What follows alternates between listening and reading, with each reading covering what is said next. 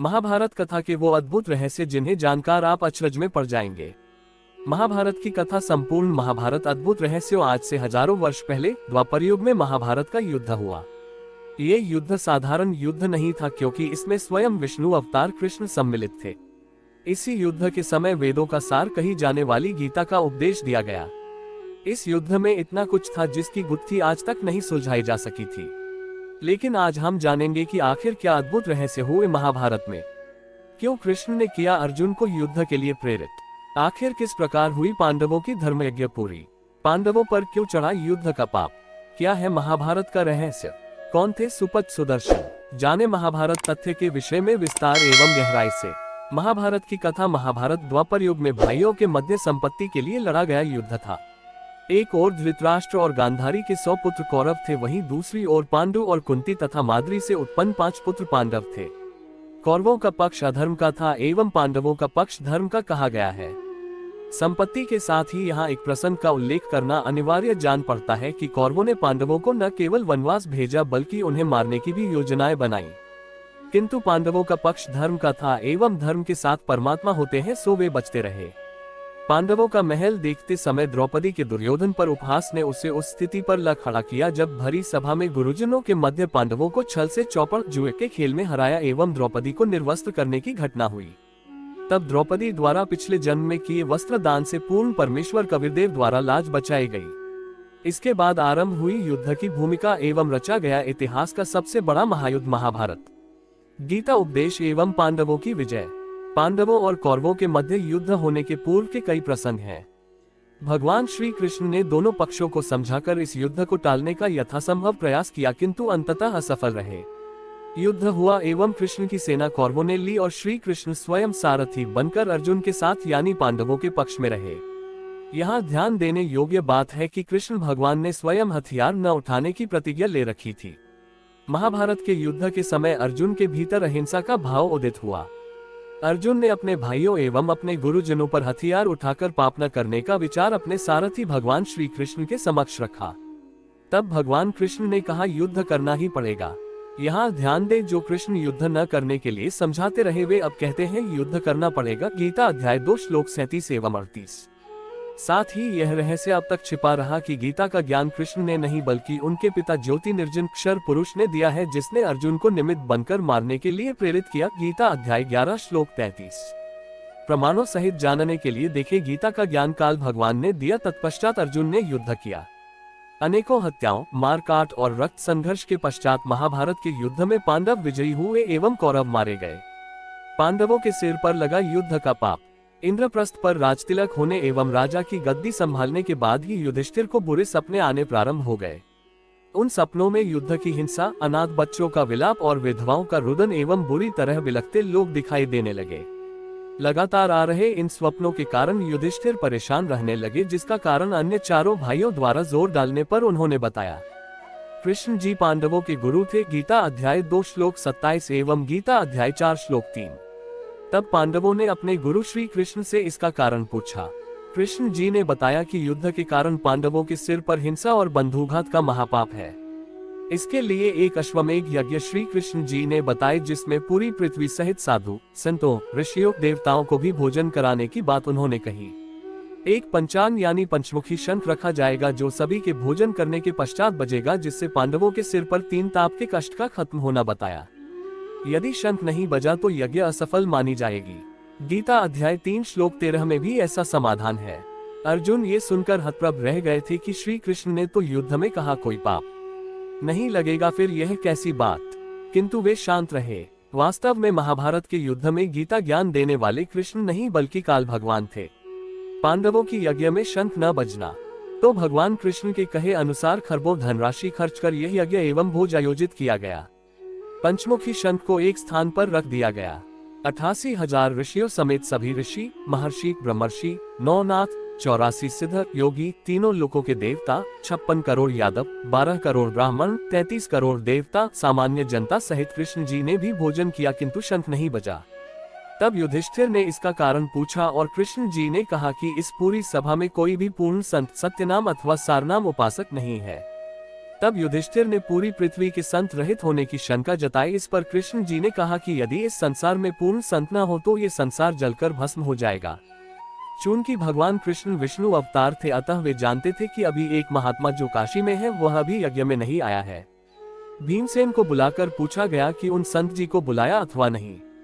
भीमसेन ने बताया कि सुपच संत जी जो वाल्मीकि जाति में गृहस्थी संत है, उन्होंने आने से मना कर दिया एवं कहा कि ऐसे अन्न का भोजन करने से मुझे पाप लगेगा, अतः पहले आप ऐसे किए 100 यज्ञों का फल मुझे दे, तब मैं आऊंगा। तब भीमसेन उन सुपच संत जी का अपमान करके चले आए। जब सुपच सुदर्शन जी को लेने स्वयं श्री कृष्ण गए। ये घटना द्वापर युग की है। पूर्ण परमेश्वर प्रत्येक युग में भिन्न भिन्न नाम से अवतरित होते हैं एवं तत्वदर्शी संत की भूमिका करते हैं। उस समय वे करुणामय नाम से अवतरित हुए थे। उनके ही शिष्य थे सुपच सुदर्शन। सुपच सुदर्शन तत्वज्ञान समझकर तत्वदर्शी संत से नाम लेकर पूर्ण परमेश्वर की भक्ति किया करते थे।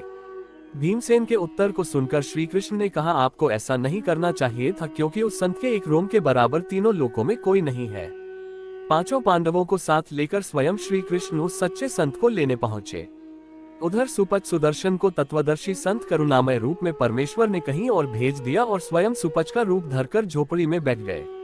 वाल्मीकि सुपच सुदर्शन की कथा। इधर श्री कृष्ण ने 1 योजन अर्थात 12 किलोमीटर दूर रथ खड़ा किया और नंगे पैर चले। कृष्ण जी को अपनी कुटिया पर आया देखकर सुपच सुदर्शन ने आने का कारण पूछा। तब श्री कृष्ण ने कहा कि पांडवों ने एक अश्वमेघ यज्ञ की है। भीमसेन ने आपकी शर्त से अवगत कराया। हे पूर्णब्रह्म, आपके ज्ञान के अनुसार संतों से मिलने के लिए चला गया प्रत्येक कदम 100 यज्ञ के बराबर होता है। आज पांचों पांडव और मैं स्वयं द्वारकाधीश आपके समक्ष नंगे पांव उपस्थित हैं। हमारे कदमों को यज्ञ समान फल दान करते हुए 100 आप रखे, शेष हमें दान करें एवं हमारे साथ चले। गरीब सुपच रूप धरी आएगा, सद्गुरु पुरुष कबीर। 3 लोक की मेदनी, सुर नर मुनिजन भीर। गरीब सुपच रूप धरी आएगा, सब देवन का देव। कृष्णचंद्र पग धोया, करी तास की सेव। गरीब पांचों पंडन संग है, छठे कृष्ण मुरारी। चलिए हमरी यज्ञ में, समर्थ सिरजनहार। गरीब सहन 87 ऋषि जहाँ, देवा 33 कोटि। शंख न बाजा तास्ते, रहे चरण में लोटी। गरीब पंडित 12 कोटि हैं और 84 सिद्ध। शंख न बाजा तास्ते, पिए मान का माद। सुपच सुदर्शन जी का भोजन करना एवं पांडवों का शंख बजना। जब सुपच सुदर्शन रूप में पूर्ण परमेश्वर यज्ञशाला में पहुंचे तो उनका आसन अपने हाथों से स्वयं श्री कृष्ण ने लगाया। सुपच सुदर्शन के अति साधारण रूप को देखकर वहां विराजमान सभी ऋषि एवं मंडलेश्वर हंसने लगे। स्वयं द्रौपदी भी शंकित हुई, किंतु आदेशानुसार भोजन बनाया। सुपच रूप में परमेश्वर ने नाना प्रकार के भोजन को थाली में एक साथ मिलाया और 5 ग्रास बनाकर खा लिया। द्रौपदी ने मन ही मन दुर्भावना से विचार किया कि न तो इसमें संत के लक्षण है और न खाने का ढंग। शंख से 5 बार आवाज हुई और उसके पश्चात रुक गई। क्या महाभारत है 5वां वेद। युधिष्ठिर ने श्री कृष्ण से कहा कि शंख ने आवाज कर दी, हमारी यज्ञ संपन्न हुई। तब श्री कृष्ण ने कहा, ये शंख अखंड बजता है। शक्तियुक्त कृष्ण ने जान लिया कि द्रौपदी के भीतर किस प्रकार की दुर्भावना है। श्री कृष्ण ने द्रौपदी को सत्कार न करने एवं अंतःकरण मैला करने की गलती के लिए चिताया एवं तब उसने सुपच रूप में आए पूर्णब्रह्म से क्षमा मांगी। द्रौपदी सुपच रूप में आए परमेश्वर के चरण धोकर उस जल को पीने लगी। तब थोड़ा जल श्री कृष्ण ने अपने लिए भी मांग लिया। उसी समय वह पंचान शंख इतनी जोर से बजा कि स्वर्ग लोक तक उसकी आवाज गई। तब पांडवों की यज्ञ सफल हुई। गरीब द्रौपदी दिल को साफ करी, चरण कमल लियो लाया। बाल्मीकि के बाल सम त्रिलोकी नहीं पाए। गरीब चरण कमल को धोए करी, ले द्रौपदी प्रसाद। अंतर सीना साफ होए, जरे सकल अपराध। गरीब बाज्या शंख सुभान गति, कण कण भई आवाज। स्वर्ग लोक बानी सुनी, त्रिलोकी में गाज। गरीब शरण कबीर जो गहे, टूटे जम की बंद। बंदी छोड़ अनादि है, सद्गुरु कृपा सिंधु। गरीब पंडो यज्ञ अश्वमेघ में आये नजर निहाल। जम राजा की बंदी में खल हल पर्या कमाल। गरीब ब्रह्म परायण परम पद, सुपच रूप धरी आए। बाल्मीकि का नाम धरी, बंदी छुटाई जाए। महाभारत युद्ध के दौरान काल के वचन, बलवानों का बल व बुद्धि काल के हाथ में। तब सुपच रूप पूर्ण परमेश्वर कबीर साहेब ने 2 घंटे सत्संग किया और सभी को तत्वज्ञान समझाया। किंतु बुद्धि पर काल ब्रह्म का अधिकार होता है। गीता अध्याय 7 के श्लोक 8 एवं 9 में कहा है कि बलवानों की बुद्धि उसके हाथ में है। अभिमान और कालवश बुद्धि के कारण वहां उपस्थित जनसमुदाय परमेश्वर कबीर साहेब की शरण में नहीं आया।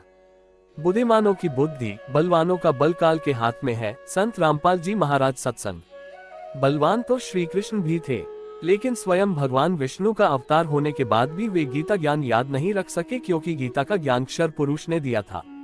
ऐसे ही जब श्री राम सीता वियोग में निराश बैठे थे, तब शिवजी ने अपने ही लोक से उन्हें प्रणाम किया। तब पार्वती के पूछने पर उन्होंने बताया कि वे श्री विष्णु के अवतार हैं, किंतु पार्वती ने परीक्षा लेने की इच्छा जताई। तब शिवजी ने उन्हें मना किया, किंतु पार्वती छिपकर सीता का रूप धरकर राम के समक्ष जा खड़ी हुई। श्री राम सीता का पता नहीं लगा पा रहे थे कि वे कहाँ हैं, किंतु काल भगवान ने कुछ क्षणों के लिए बुद्धि खोली। तब वे सीता रूप में आई पार्वती को पहचान कर बोले, हे दक्षपुत्री माया, भगवान शंकर को कहाँ छोड़ आई। इस प्रकार काल भगवान बुद्धि नियंत्रित करते हैं। महाभारत के युद्ध में हुई हिंसा के लिए श्री कृष्ण का अंतिम उपदेश। महाभारत के कुछ वर्ष बाद दुर्वासा ऋषि के श्रापवश समस्त यादव कुल यमुना के किनारे आपस में कटकर मर गए। उसी समय श्री कृष्ण को त्रेतायुग में बाली वाली आत्मा ने द्वापर युग में शिकारी बनकर धोखे से विषाक्त तीर मारा।